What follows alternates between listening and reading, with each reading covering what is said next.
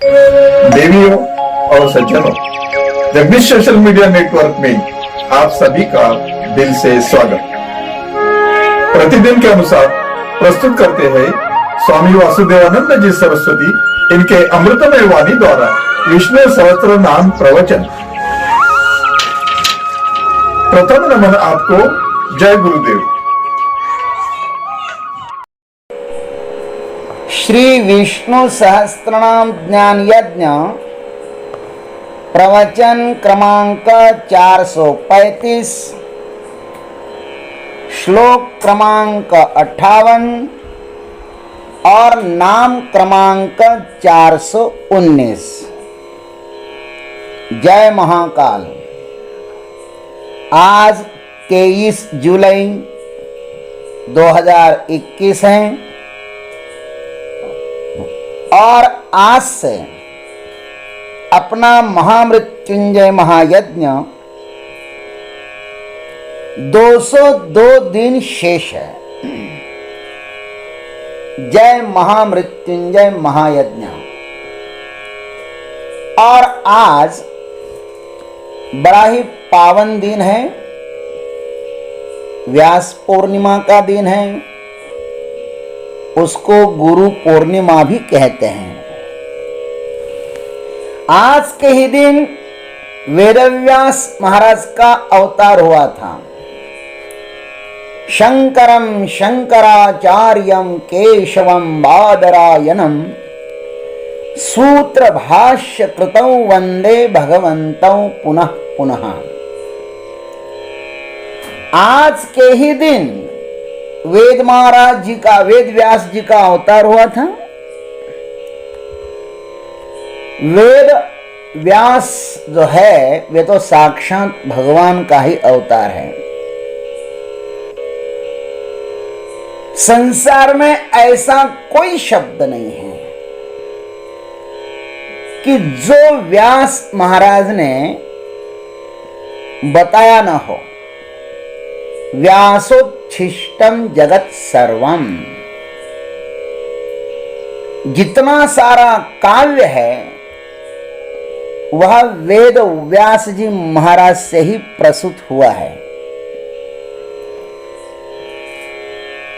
आज के ही दिन वेद व्यास जी महाराज ने ब्रह्म सूत्र, यह समस्त वेदांत का सार जो ब्रह्म सूत्र है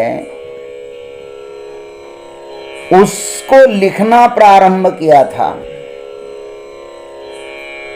और हमारे हिंदू संस्कृति का ये जो ग्रंथ है ना, वह कलश है। ब्रह्म सूत्र पढ़ने के बाद इस संसार में कुछ भी पढ़ना शेष नहीं रहता।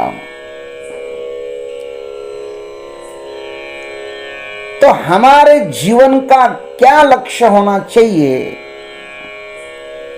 और किस तत्व को प्राप्त करने पर ये जीवन यात्रा समाप्त हो जाती है,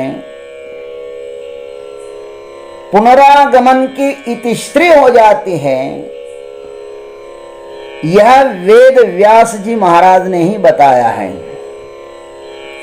इसलिए आज का दिन हमारे लिए बहुत बहुत महत्वपूर्ण है। तो पूरा भारतवर्ष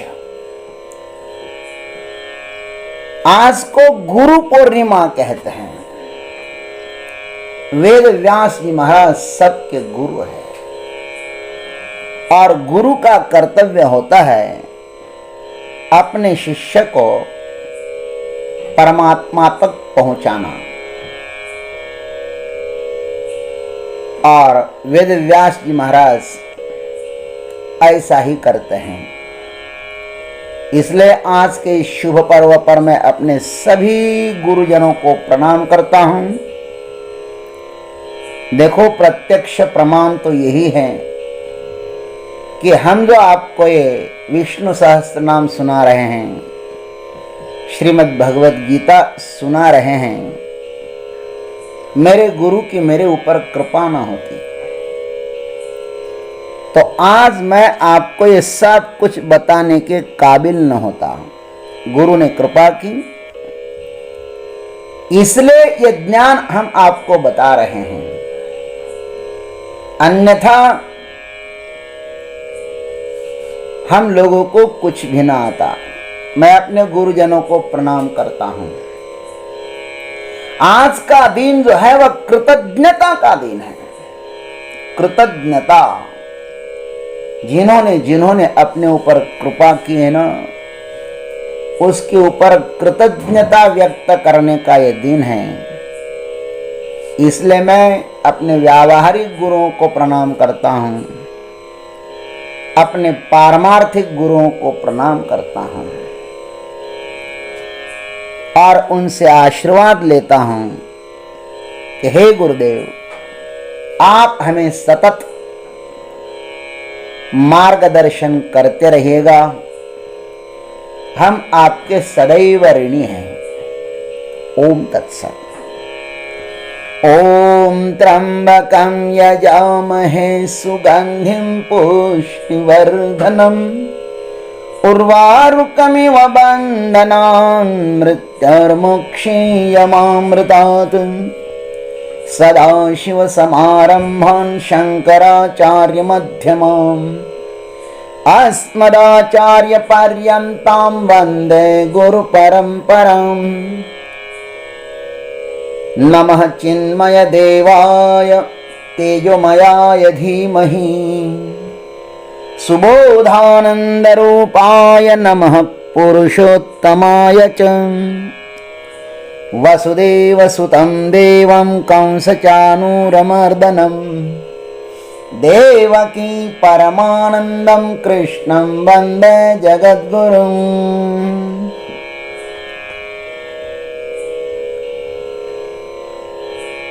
ऋतुः सुदर्शनः कालः परमेष्टि परिग्रहः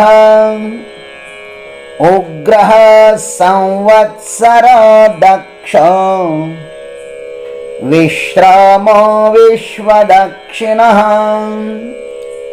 शान्ताकारं भुजगशयनं पद्मनाभं सुरेशं विश्वाधारं गगनसदृशं मेघवर्णं शुभांगं लक्ष्मीकान्तं कमलनयनं योगिभिर्ध्यानगम्यं वन्दे विष्णुं भवभयहरं सर्वलोकैकनाथं महायोगपीठे तटे भीमरथ्यां वरं पुण्डरीकाय दातुं मुनीन्द्रैः समागत्य तिष्ठन्तमानन्दकन्दम् परब्रह्मलिङ्गं भजे पाण्डुरङ्गम्। ॐ परमेष्ठिने नमः। ओम तत्सत। भीष्मदेव जी महाराज युधिष्ठिर जी को भगवान का एक एक नाम सुना रहे हैं। कल हमने देखा कि काल किसको कहते हैं, इस पर बहुत सुंदर भाष्यकार ने लिखा था और सद्गुरु की कृपा से उस पर हम लोगों ने चिंतन किया। और आज का विषय जो है ना, वह है परमेष्ठी। परमात्मा के 4 नामों में कौन कौन से? अधोक्षज, ऋतु, सुदर्शन और काल। इन 4 नामों में यह बताया कि सच्चिदानंद घन परमात्मा देश, काल और वस्तु परिच्छिन्न नहीं है। वह देशातीत है, कालातीत है, वस्तुआतीत है। ऐसा होने से वह सदैव अपनी महिमा में ही प्रतिष्ठित रहते हैं। इसलिए अब उसे परमेष्ठी नाम से कहते हैं। परमेष्ठी इसका अर्थ है अपनी प्रकृष्ट महिमा में स्थित रहने के कारण भगवान को परमेष्ठी कहते हैं। भाष्यकार पुनः इस पर अपनी लेखनी चलाते हैं। कितना सुंदर भाष्य लिखा है। हमारे आद्य गुरु शंकराचार्य जी महाराज हैं, शंकरम शंकराचार्यम, और ये तो भगवान शंकर के अवतार हैं। हमारी जो परंपरा है सदाशिव समारंभान नारायणं पद्म भवं वसिष्ठं शक्तिं च तत्पुत्र पराशरं च व्यासं शुकं गौड़पदं महान्तं गोविंद योगींद्र मतास्य शिष्यम्। यहां से प्रारंभ हुए, नारायण से प्रारंभ हुई है। और शंकराचार्य तो साक्षात सदाशिव के अवतार है, ज्ञान की देवता है महाराज। ऐसी प्यारी प्यारी परंपरा है ना, मैं उसको प्रणाम करता हूं। भगवान की कृपा है कि उन्होंने हमको ऐसी परंपरा दी। हमारे गुरुदेव लिखते हैं, परमे प्रकृष्टे स्वे महिम्नि हृदयाकाशे स्थातुं शीलम अस्य इति परमेष्टि परमेष्टि विभ्राजते इति मंत्र वर्णनात्। इसका अर्थ है हृदयाकाश के भीतर परम अर्थात अपनी प्रकृष्ट महिमा में स्थित रहने का स्वभाव होने के कारण उन्हें परमेष्टि कहते हैं। और मंत्र भी कहता है परमेष्टि रूप से वह परमात्मा सुशोभित है। परमेष्टि ब्रह्मदेव को भी कहते हैं। सृष्टिकर्ता होने के कारण वे परमेष्टि ही है, किंतु यह एक पद है। इस अनादि अनंत काल से चलती आ रही सृष्टि में आज तक न जाने कितने ब्रह्मदेव हुए होंगे। कहने का तात्पर्य इतना ही है कि ब्रह्मदेव यह एक पद है।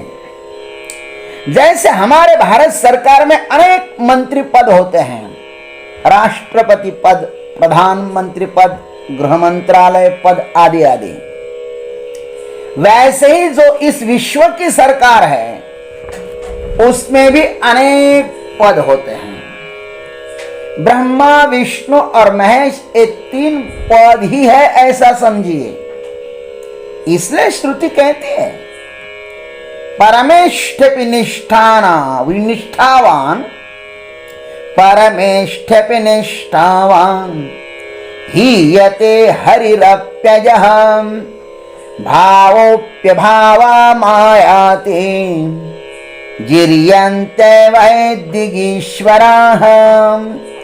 महोपनिषद में कहा है 3:51, ब्रह्मा भी विनाशशील है और विष्णु भी नाश को प्राप्त होते हैं। इस प्रकार सब कुछ नाशवान है। दिक्पाल भी मरते ही है। गोस्वामी जी ने लिखा है, जग उपेखन तुम देख निहारे विधि हरि शंभु न चाव निहारे तेऊ न जान ही मरम तुम्हारा और तुम ही को जान निहारा। इन तीनों का भी जो अधिष्ठान है वह यहां पर परमेष्ठि नाम से अभिष्ट है। श्रुति ने कहा है सा काष्ठा सा परागति ही, जो परम श्रेष्ठ है वही परम काष्ठा है और वही परम गति है और वही सबका परम अधिष्ठान भी है। उससे परे अन्य कुछ भी नहीं हो सकता। वह सबका दृष्टा है किंतु वह किसी का भी दृष्टा नहीं है। वही परमात्मा का निज स्वरूप है। इसलिए परमात्मा ने कहा है कि यद्गत्वान निवर्तन्ते तद्धाम परमं मम, जहां से लौटा नहीं जाता वह मेरा परम धाम है। गीता में कहा है ना, आ ब्रह्म भुवनान् लोकः पुनरावर्तिनोऽर्जुन माम उपेत्य तु कौन्तेय पुनर्जन्म न विद्यते। हे अर्जुन, ब्रह्मलोक से लेकर सब लोग पुनरावर्ती हैं, परंतु हे कौन्तेय, मुझे प्राप्त होने पर पुनर्जन्म नहीं होता। अतः इस मृत्युलोक से लेकर ब्रह्मलोक तक सप्त ऊर्ध्वलोक माने कौन कौन से? भूरलोक, भुवरलोक, स्वर्गलोक, महरलोक, जनलोक, तपोलोक और सत्यलोक। और सप्त अधोलोक माने पाताल लोक। कौन कौन से? अतल, वितल, सुतल, रसातल, तलातल, महातल, पाताल। ये सप्त ऊर्ध्वलोक और सप्त अधोलोक पुनरावर्ती ही है। यहाँ पे पुनः पुनः जन्म लेना पड़ता है, पुनः पुनः मरना पड़ता है। इन लोकों में जाने के बाद भी जीवात्मा को पुनः इस मृत्युलोक में लौटकर आना ही पड़ता है। जन्म घेने लागे वासनी चा संगे। और अज्ञानी व्यक्ति कितना ही घूमकर आए, अंततः जहां से गए थे वह वही लौटकर आ जाता है। यह संसार ऐसा ही है। यह दुनिया गोल वर्तुलाकार है। कितना भी दौड़ो पहुंचते कहीं भी नहीं। जीवन भर हम दौड़ते रहते हैं, नश्वर के पीछे दौड़ते रहते हैं और बूढ़े होने तक दौड़ते रहते हैं। और बूढ़े होने के बाद देखते हैं कि हम तो वही के वही है। हमने जो कुछ किया था, जो कुछ कमाया था, वह सब व्यर्थ गया। हम इस जन्म में कितनी ही बार भोजन करें महाराज, तो भूख तो वही है ना। भूख में क्या परिवर्तन हुआ? कितनी ही बार बार विषयों को भोगो तो भी इंद्रियां अतृप्त ही रहती हैं। यह सब संसार पुनरावर्ती ही है। किंतु परम तत्व जो परमात्मा है ना, वह मात्र परमेष्ठी है।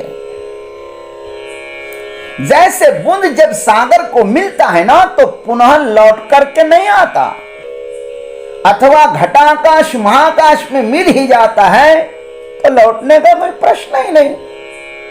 वैसे ही जीव परमात्मा के साथ एक रूप होने पर पुनः जीव दशा में लौट आना वैसे ही उसके लिए असंभव है, जैसे बूंद को सागर से निकालना असंभव है।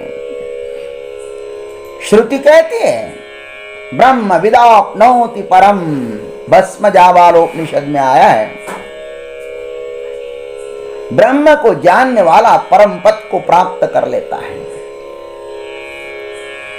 संसार करने से मिलता है और परमात्मा जानने से मिलता है। संसार करना पड़ता है और परमात्मा को जानना पड़ता है। नश्वर की प्राप्ति नश्वर से ही होगी और शाश्वत की प्राप्ति जानने से होगी। जानना ज्ञान को कहते हैं और ज्ञान स्वयं प्रकाशित है। संविदेशा स्वयं प्रभा पंचदशी में कहा है। परमेष्टि अपने भीतर ही छिपा हुआ है। उसे अंतर चक्षु से, अंतर आंख से माने ज्ञान से जानना चाहिए। ज्ञानादेव तु कैवल्यम। इसलिए ज्ञान प्राप्ति के लिए तद्विद्धि प्रणिपातेन परिप्रश्नेन सेवयाम उपदेक्षन्ति ते ज्ञानम ज्ञानिनस्तत्त्वदर्शिनः। सविज्ञानाय सगुरुमेवाभिगच्छेत् तद्विज्ञानाय। और उस ज्ञान को प्राप्त करने के लिए आपको गुरु जी के पास जाना पड़ेगा। इसलिए आज गुरु पूर्णिमा है। आज गुरु जी को नमस्कार करना है। गुरु जी के श्री चरणों पर आज सब कुछ न्यौछावर कर देना है। हम अपनी झोली खाली करेंगे ना, तो ही तो गुरुदेव अपने झोली को भर देंगे। तो आज तुम्हारा समर्पण का दिन है, और जितना अधिक समर्पण होगा परमात्मा उतना ही अधिक आपके हृदय में प्रवेश कर पाएगा। अपने समर्पण पर परमात्मा का प्रवेश निर्भय है। जितना समर्पण होगा उतना ही परमात्मा का प्रवेश होगा अपने भीतर। इसलिए समर्पण करो, जिसका है उसको दे दो। यही तो गुरु समर्पण का अर्थ है, गुरु पूर्णिमा का अर्थ यही है। गुरु को यदि पूर्ण से पूर्ण आप अपने हृदय में समाना चाहते हो तो आपका समर्पण भी पूर्ण ही होना चाहिए। ओम तत्सत। जय गुरुदेव, जय जगदीश्वर, जय जय महाकाल। गुरु में संसार समाया, उनका है आशीष पाया। प्रभु ने खुद से भी ऊंचा गुरु का है स्थान बताया। ये गुरुवर तो ज्ञान के सागर है, इनसे